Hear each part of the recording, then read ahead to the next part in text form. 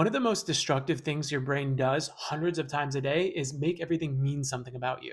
Your partner says they're frustrated, and your brain says, I'm not enough. You post something that gets no engagement, and your brain says, I'm not cut out for this. You get some feedback at work, and your brain says, well, there's something wrong with me. Notice what's happening there.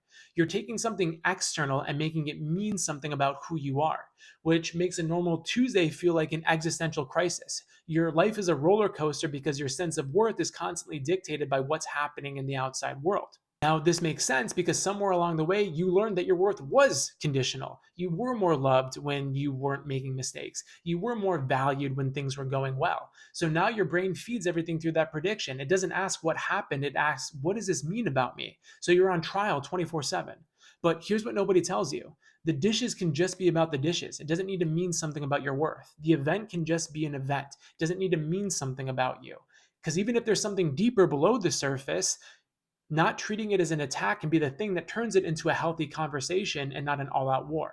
So here's what I want you to do. When you get activated, when your chest gets tight and your brain starts spinning, ask yourself, what actually happened? And then what did I make it to mean about me? And then can I just let the event be about the event, not about me personally? Because if you can do that, it's a difference between a life that feels hard sometimes from a life that feels exhausting all the time.